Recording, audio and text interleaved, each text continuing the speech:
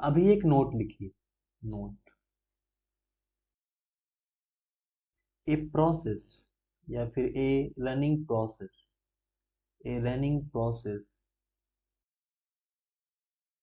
Can be preempted. Can be preempted मतलब एक process run हो रहा है तो उसको प्रीएम्प्ट किया जा सकता है eight any point after the after the completion of after the completion of current instruction after the completion of current instruction. यहाँ पे कंप्लीशन के जगह आप एग्जीक्यूशन भी लिख सकते हैं, कोई दिक्कत नहीं। ठीक, देखो ये बात यार, ये नोट क्या कह रहा है, ये बोल रहा है कि अगर कोई प्रोसेस आपका रन हो रहा है, ठीक ना, तो वो किसी भी टाइम पे बाहर निकल सकता है। मतलब सीपीयू से उसको बाहर निकाला जा सकता है। किस टाइम पे निकाला जा सकता है, ऊपर देखो कोई प्रोग्राम देख लेते हैं। इस प्रोग्राम में देखिए, अगर इस पॉइंट पे वाइल वाला जो इंस्ट्रक्शन है ए रन हो गया तो इसके बाद भी सीपीयू से बाहर आ सकता है, ठीक ना। लेकिन ऐसा नहीं है कि आपका वाइल के बीच में वाइल रन हुआ और यहाँ तक पहुंचा उसके बाद बाहर निकाल दिया, ऐसा नहीं है। हमने क्या बोला, हमने नोट में क्या बोला, हमने बोला है a running process can preempted at any point, मतलब किसी भी जगह निकाला जा सकता है आफ्टर द एग्जीक्यूशन और कंप्लीशन ऑफ करेंट इंस्ट्रक्शन। मतलब किसी पॉइंट पे जो एग्जीक्यूशन आपका हो रहा है किसी इंस्ट्रक्शन का, प्रॉब्लम या प्रोग्राम क्या है, सेट ऑफ इंस्ट्रक्शन है।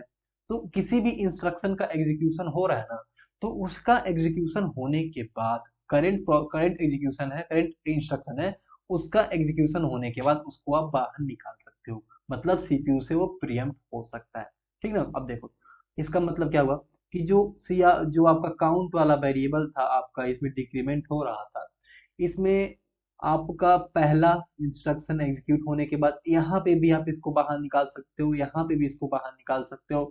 लेकिन ऐसा नहीं है कि ए वाला इंस्ट्रक्शन रन होना शुरू हुआ और बीच में ही आप बोल दे रहे हो कि इसको प्रीएम्प्ट कर दो, ऐसा नहीं होता है, ठीक ना। आप बाहर कब निकाल सकते हो, किसी भी प्रोसेस को सीपीयू में है तो उसको प्रीएम्प्ट कब कर सकते हो, जब वो किसी करंट इंस्ट्रक्शन को एग्जीक्यूट कर रहा है। अगर मान लो करंट एग्जीक्यूशन है तो यहाँ पे मतलब इस पॉइंट पे जब एग्जीक्यूशन पूरा कंप्लीट हो गया तब इसको आप सीपीयू से बाहर निकाल सकते हो, ठीक ना। अब देखो, अब आप बोलोगे कि सीपीयू से बाहर निकालना ही क्यों, बोलिए आप, सीपीयू से बाहर निकालना ही क्यों।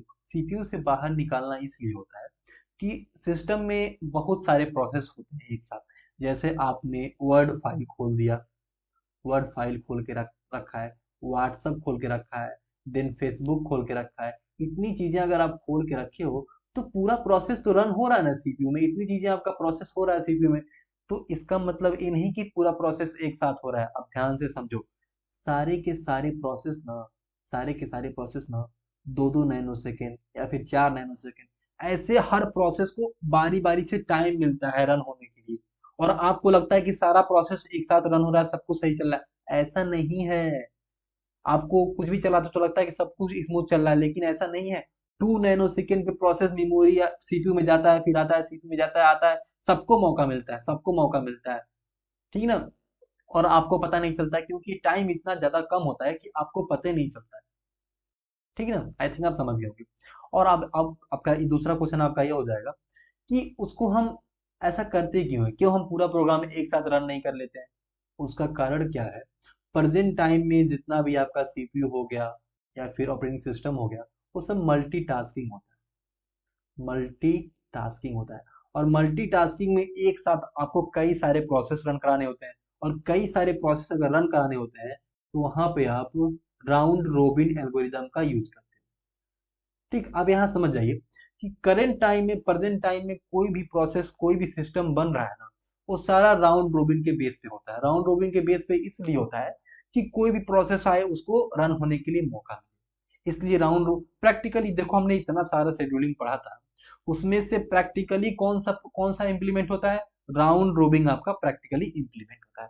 बाकी सारा most of the time implement नहीं होता है, आपका राउंड रोबिन होता है।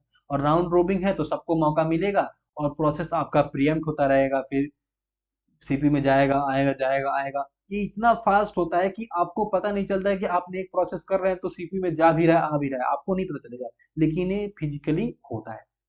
ठीक ना। देखिए, तो हमने जो स्टेटमेंट लिखा था, any running process can be preempted at any point after the execution और कंप्लीशन ऑफ करंट इंस्ट्रक्शन। मतलब कोई प्रोसेस बाहर निकल सकता है, लेकिन जिस पॉइंट पे जिस इंस्ट्रक्शन को वो रन कर रहा है, वो इंस्ट्रक्शन रन होने के बाद ही बाहर निकल सकता है। ठीक ना। मान लो, अब समझो फिर से, यहाँ पे आप बोल रहे हो कि इस समय प्रोसेस यहाँ पे रन हो रहा था, यहाँ पे पहुंचा रन होते होते, तो बोला आपको बाहर निकलना है तो तुरंत बाहर नहीं निकल जाएगा, यहाँ तक पहुंचने के बाद बाहर निकलेगा। ठीक ना। आई थिंक आप समझ चुके हैं। ठीक ना। अब देखिए, इसी के बेसिस पे आपको पता चलेगा कि कंज्यूमर और प्रोड्यूसर प्रॉब्लम कैसे प्रॉब्लम क्रिएट करता है। ठीक ना। तो चलिए अपना शुरू करते हैं आप इसका मेन चीज। ठीक, तो देखिए, सबसे पहले आप प्रोड्यूसर से अगर कोई आइटम बनवा रहे हैं और फिर से कंज्यूमर से कोई आइटम निकलवा रहे हैं, तो चलिए ऊपर चलते हैं। देखिए, यहाँ पे अगर मान लो करंट टाइम में आपके पास तीन आइटम है, ठीक ना। और प्रोड्यूसर आपका एक आइटम इन करता है, एक आइटम इन करता है, और कंज्यूमर आपका एक आइटम बाहर निकालता है। तो इसका मतलब क्या हुआ, काउंट की वैल्यू आपकी 3 रहनी चाहिए। अगर ऐसा हो जाएगा तो काउंट की वैल्यू आपकी 3 रहनी चाहिए, क्योंकि एक आइटम डाला और एक आइटम बाहर निकाल दिया, तो काउंट की वैल्यू 3 रहनी चाहिए, कोई ना घटेगा ना बढ़ेगा। लेकिन यहाँ पे आपका इनकंसिस्टेंसी आ जाता है, मतलब कि यहाँ पे काउंट की वैल्यू आपकी 3 नहीं बदल जाती है। ठीक ना। वही आपका प्रॉब्लम होता है जो इनकंसिस्टेंसी पैदा करता है, इसीलिए हम सिंक्रोनाइजेशन करते हैं। ठीक, तो चलिए देखते हैं कैसे होता है। ठीक, तो देखिए, अगर अगर सबसे पहले मान लीजिए कि पी अपना एग्जीक्यूशन शुरू किया और पी बोल रहा है कि यस इन करो, यस उसमें रखना है। ठीक ना। अगर यस रखना है, ठीक, तो देखिए, यस रखने के लिए आएगा, यस रखना है, temp is equal to I, temp is equal to, आपने यस ले लिया, यस को रखना है। तो क्या इस समय आपका जो बफर है, जो बफर आपका है, फुल है? नहीं फुल है, नहीं फुल है, इस समय बफर फुल नहीं है। तो इन की वैल्यू देखिए, यहाँ पे इन की वैल्यू आपकी कितनी है, 3 है। तो 3 पे जाके आप यस की वैल्यू को रख दीजिए। चलते हैं, तो 3 पे जाके हम यस की वैल्यू को रख दिए। ठीक ना। अब देखिए, उसके बाद इन की वैल्यू को आप एक बढ़ा दीजिए, इन की वैल्यू को आप एक बढ़ा दीजिए। बढ़ा तो क्या हो गया, अब नेक्स्ट टाइम जब प्रोड्यूसर कुछ प्रोड्यूस करेगा तो इसको 4 पे रखना पड़ेगा, 4 पे इसको रखना पड़ेगा। ठीक ना। अब देखिए, ऐसे हम एक एक स्टेटमेंट आपको रन करा के दिखा रहे हैं। अब देखिए, काउंट वाले में आपका प्रॉब्लम क्रिएट होता है। ठीक ना। देखिए, काउंट की वैल्यू में आपने पहला इंस्ट्रक्शन रन, ठीक ना। प्रोड्यूसर का आपने पहला इंस्ट्रक्शन रन किया, तो पहला इंस्ट्रक्शन आपका क्या है, लोड आरपी एम काउंट, मतलब काउंट की वैल्यू को आप रजिस्टर में रखिए, काउंट की वैल्यू को आप रजिस्टर में रखिए। तो काउंट की वैल्यू कितनी है, काउंट की वैल्यू आपकी इस समय 3 है। ठीक ना। अब फिर से आप प्रोड्यूसर का दूसरा स्टेटमेंट रन कीजिए, प्रोड्यूसर का दूसरा स्टेटमेंट, काउंट का दूसरा, जो प्रोड्यूसर का दूसरा स्टेटमेंट है काउंट वाला, उसको आप रन कीजिए। तो उसको रन करेंगे तो वैल्यू इंक्रीमेंट हो गई, 4 हो गई। अभी रजिस्टर में चल रहा है भैया, रजिस्टर में चल रहा है। ठीक ना। प्रोड्यूसर का आपने दूसरा रन किया था, ये सब काम अभी रजिस्टर में चल रहा है, अभी काउंट में कुछ चेंज नहीं हुआ है। ठीक ना। अब देखिए, जैसे ही, ध्यान से समझना, यही मेन पॉइंट है, यही मेन पॉइंट है।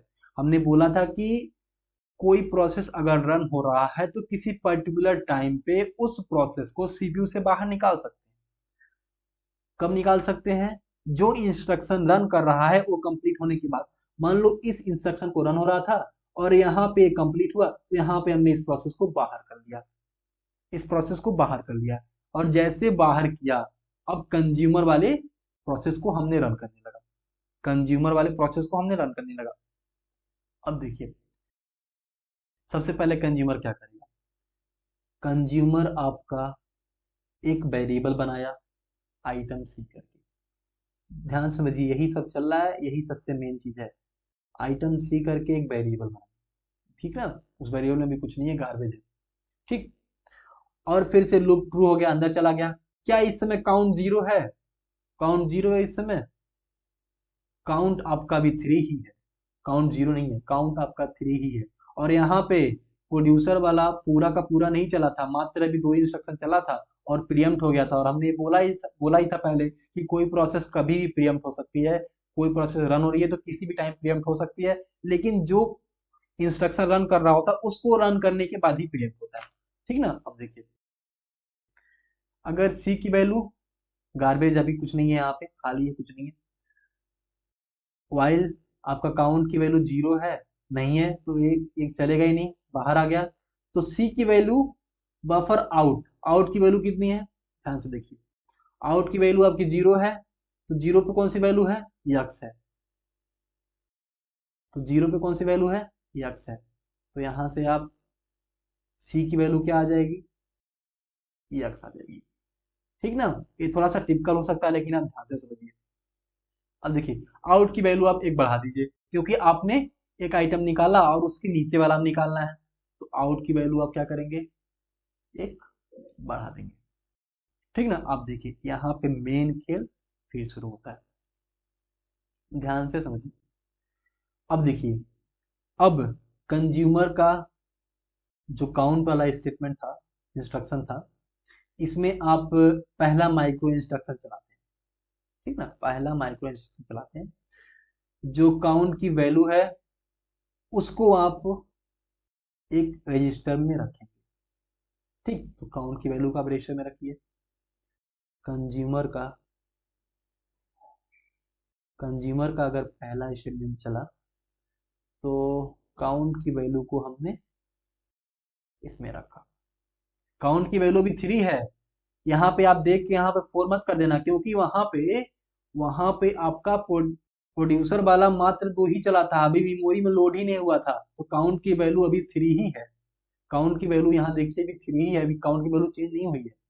यही तो मेन खेल है, यही तो यहाँ पे प्रॉब्लम क्रिएट करता है, जो आप समझेंगे अभी, ठीक ना? अब कंज्यूमर का पहला कोड रन हो गया। अब कंज्यूमर का दूसरा कोड क्या है? कंज्यूमर का दूसरा कोड आपका है decrement RC, decrement RC. Consumer का दूसरा कोड आपका है डिक्रीमेंट आरसी, करेंगे तो इसकी वैल्यू कितनी हो गई? टू हो गई, ठीक ना? ध्यान से समझिएगा, डिक्रीमेंट आरसी किया, टू हो गई। अब यहाँ पे आप कंज्यूमर का तीसरा कोड भी रन कर दो, store at memory location, count की वैल्यू आरसी में जो है उसको लोड कर दो। तो क्या हो जाएगा आपका? काउंट की वैल्यू आपकी चेंज होगी। काउंट की वैल्यू कितनी चढ़ेगी? काउंट की वैल्यू इस समय यहाँ पे उस रजिस्टर में टू है, और टू की वैल्यू को मेमोरी लोकेशन में डालना है, तो यहाँ पे आप काउंट की वैल्यू को टू कर दीजिए, ठीक ना? अभी काउंट की वैल्यू चेंज हुई है, तभी से चेंज नहीं हो रहा था, ठीक ना? अब देखिए, यहाँ पे आपका कंज्यूमर का पूरा प्रोसेस रन हो चुका, कंज्यूमर का पूरा पूरा प्रोसेस रन हो गया। तीसरा स्टेटमेंट भी हमने रन कर लिया था, वो वैल्यू आपका मेमोरी लोकेशन में रख के, मीन्स कंज्यूमर का यहाँ पे पूरा प्रोसेस रन हो चुका। और प्रोड्यूसर का भी दो ही हुआ था, जो तीसरा इंस्ट्रक्शन था उसको इसके बाद रन कीजिए, इसके बाद प्रोड्यूसर का। अब आप कहोगे, ध्यान से समझिए, आपके मन में क्वेश्चन आ रहा होगा, ये कैसे आपको पता चला कि दूसरे इंस्ट्रक्शन के बाद तीसरा इंस्ट्रक्शन बचा था उसको चलाना है? भैया, पहले आप पढ़े थे ना प्रोग्राम काउंटर, जो कि नेक्स्ट इंस्ट्रक्शन को अपने अंदर रखता था। याद आ रहा है कि जो पहले हम पढ़े थे प्रोग्राम काउंटर नेक्स्ट इंस्ट्रक्शन को अपने अंदर रखता था, तो उस प्रोग्राम काउंटर को पता था कि यहाँ पे प्रोड्यूसर का इस लाइन का कोड अभी रन हुआ था, उसके बाद इसको रन करना है तो फिर से यहाँ पे रन हो जाएगा। इसीलिए देखो, इसीलिए कहा जाता है, इसीलिए जो हमने लाइन लिखी है यहाँ पे, इसीलिए लाइन लिखी है कि कोई प्रोसेस अगर उसको प्रीएम्प्ट करना है तो एक इंस्ट्रक्शन रन होने के बाद ही प्रीएम्प्ट हो सकता, इसलिए कि प्रोग्राम काउंटर को एक वैल्यू चाहिए कि इतना लाइन हो चुका है रन, उसके बाद उसको आप बाहर निकाल लो। इसीलिए कोई प्रोसेस अगर प्रीएम्प्ट होता है तो करंट जो इंस्ट्रक्शन होता है वो रन होने के बाद ही बाहर निकल सकता है। ठीक ना, कि प्रोग्राम काउंटर में नेक्स्ट वाला इंस्ट्रक्शन रखा जा सके, जिससे प्रोवाइड किया जा सके। तो देखिए, तो इस समय आप प्रोड्यूसर का थर्ड इंस्ट्रक्शन रन करो। तो थर्ड इंस्ट्रक्शन रन करेंगे तो क्या है, देखिए ध्यान से यहाँ पे थर्ड इंस्ट्रक्शन क्या बोल रहा है, store the value of RP at memory location. RP की वैल्यू कितनी है, आरपी की वैल्यू आपकी 4 है। आरपी की वैल्यू आपकी 4 है, तो अगर काउंट की वैल्यू को चेंज कर देगा, काउंट की वैल्यू को आप चेंज कर देगा तो यहाँ पे तो 4 हो गया भाई, देखो 4 हो गया। और यहाँ से आपका ये निकल चुका था, कंज्यूमर ने इसको निकाल दिया था एक। ध्यान से देखो, आपने एक आइटम डाला और दूसरा निकाला, आपने एक आइटम डाला और दूसरा निकाला, फिर भी 4 हो गया भाई। इसको कितना होना चाहिए, इसको तो 3 होना चाहिए ना, पहले 3 था, आपने अलग निकाला, लेकिन यहाँ पे 4 हो गया, मतलब कि यहाँ पे इनकंसिस्टेंसी हो गई, प्रॉब्लम क्रिएट हो गया। इसीलिए एक प्रॉब्लम क्रिएट क्यों हुआ, इसलिए क्रिएट हुआ कि प्रोड्यूसर और कंज्यूमर दोनों अलग अलग प्रोसेस थे, और आपको काउंट वेरिएबल को अकेले आप इस काउंट वेरिएबल के साथ डील कर रहे थे और दोनों सिंक्रोनाइज नहीं थे, इसीलिए प्रॉब्लम हो गया। इसी प्रॉब्लम को आगे चल के हम सॉल्व करेंगे कि इस प्रॉब्लम से दूर कैसे होके, कैसे आपका दूर हो। आप ये कहोगे कि आप यहीं पे प्रीएम्प्ट क्यों किए, आप कहोगे कि आपने इस पॉइंट पे प्रीएम्प्ट करके दिखा दिया कि यहाँ पे दिखा दिया तो प्रॉब्लम क्रिएट हो रहा है, आपने यहाँ प्रीएम्प्ट क्यों किया। क्योंकि देखो, हमने यहाँ प्रीएम्प्ट इसलिए किया, ये कहीं भी प्रीएम्प्ट हो सकता है, लेकिन हम उस पॉइंट पे प्रीएम्प्ट करते हैं, उस पॉइंट पे हम प्रीएम्प्ट करते हैं कि जहां पे हमें गलती होने की संभावना मिल सके। तो हमने देखा यहाँ हम प्रीएम्प्ट की, यहाँ गलती मिल गया, इसका मतलब ये प्रॉब्लम है। और सिस्टम का मतलब क्या है कि सिस्टम यूनिवर्सली कहीं भी गलत नहीं होना चाहिए। आप ऐसा थोड़ी कह सकते कि इस पॉइंट पे गलत हो रहा है तो इसको हम यूज नहीं करेंगे, दूसरा रास्ता ले लेंगे, ऐसा थोड़ी होता है। आपको हर रास्ते से चले, किसी भी रास्ते से चले, कहीं भी गलती ना हो, इसीलिए हम यहाँ पे प्रीएम्प्ट किए तो हमें यहाँ पे गलती मिल गई। तो ऐसा सिस्टम बनना चाहिए कि जहां कोई गलती ना हो, इसीलिए प्रोड्यूसर और कंज्यूमर को हम बाद में क्या करेंगे, सिंक्रोनाइज कर देंगे, जिससे हर कंडीशन में कोई भी गलती ना मिले। ठीक, अभी तो हमने प्रॉब्लम देख लिया, प्रॉब्लम देखने के बाद हम देखेंगे कौन कौन सा टेक्निक अपना सकते हैं इसको सॉल्व करने के लिए, उसके बाद आपका ये प्रोड्यूसर कंज्यूमर इंट हो जाएगा। अभी तुरंत नहीं देखेंगे, अभी और सारे प्रॉब्लम्स आएंगे, उन सारे पहले हम सारा प्रॉब्लम देख लेते हैं, कौन कौन सा प्रॉब्लम हो सकता है, फिर सबका सॉल्यूशन देखेंगे। ठीक, आई थिंक आप प्रोड्यूसर कंज्यूमर प्रॉब्लम समझ चुके होंगे कि यहाँ पे ऐसा प्रॉब्लम हो क्यों रहा है। ठीक ना, प्रॉब्लम क्या हुआ, प्रॉब्लम ये हुआ कि प्रोड्यूसर एक प्रोड्यूस किया, कंज्यूमर निकाल दिया, फिर भी उसकी वैल्यू 3 तो 3 ही रहनी चाहिए ना, 4 कैसे हो गई, यही आपका प्रॉब्लम है। और प्रॉब्लम हुआ कैसे, प्रोसेस हमेशा प्रीएम्प्ट हो सकता है, किसी भी पॉइंट पे प्रीएम्प्ट हो सकता है, तो हमने प्रीएम्प्ट किया और गलती हो गया। गलती क्यों हुआ, क्योंकि आप क्या, प्रोड्यूसर और कंज्यूमर सिंक्रोनाइज्ड नहीं थे। ठीक, तो चलिए लिख लेते हैं।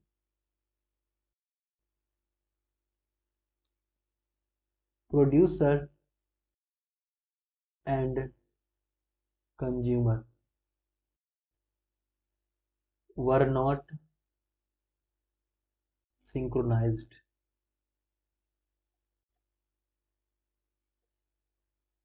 Therefore, this created inconsistency. इसीलिए आपका यहाँ पे इनकंसिस्टेंसी क्रिएट हुआ। इनकंसिस्टेंसी क्रिएट हुआ मतलब आपका प्रॉब्लम आ गया, इस प्रॉब्लम को हमें क्या करना पड़ेगा, दूर करना पड़ेगा। आपके मन में क्वेश्चन आ रहा होगा कि आपने वहीं क्यों प्रीएम्प्ट किया, हमने प्रीएम्प्ट इसलिए वहां किया क्योंकि वहां से प्रॉब्लम क्रिएट हो सकती थी, और सिस्टम ऐसा होना चाहिए कि जहां पे आपका कोई प्रॉब्लम हो ही ना, प्रॉब्लम होना ही नहीं चाहिए किसी भी पॉइंट पे। इसीलिए हम कुछ ऐसे टेक्निक्स लगाएंगे जिससे आपका ये प्रॉब्लम आ ही नहीं। और वो टेक्निक क्या है, आपका सिंक्रोनाइजेशन। प्रोड्यूसर और कंज्यूमर को सिंक्रोनाइज कर दो, जिससे किसी भी पॉइंट पे कोई भी प्रॉब्लम। आपने ये समझ लिया ना प्रियम्पशन क्यों होता है? प्रियम्पशन इसलिए होता है कि प्रेजेंट टाइम में कोई भी प्रोसेसर है तो उसमें बहुत सारा प्रोसेस एक साथ रन होता है, तो सीपीयू एक बार में एक ही काम करता है, तो प्रोसेस को लेता है फिर निकालता है। लेकिन आपको तो लगता है कि आपका प्रोसेस रन हो रहा है, आप वर्ड चला रहे हो, वर्ड में कोई दिक्कत नहीं है, कोई दिक्कत नहीं, चलता रह रहा है। लेकिन आप जितने समय चलाते हो उतने समय में हजारों लाखों बार सीपीयू में जाता है, बाहर आता है, जाता है, बाहर आता है, क्योंकि बहुत सारे प्रोसेसर होते हैं, सबको सीपीयू को रन करना रहता है। आई थिंक आपको ये कंसेप्ट बिल्कुल अच्छे तरीके से क्लियर हो गया होगा, कहीं कोई प्रॉब्लम नहीं होगी। हम आगे और प्रॉब्लम को डिस्कस करेंगे, कौन कौन से प्रॉब्लम हो सकते हैं। ठीक है, तो आज के लिए बस इतना ही रखते हैं। Thank you so much. I think आपको ये वीडियो अच्छा लगा होगा, लाइक कर दीजिएगा।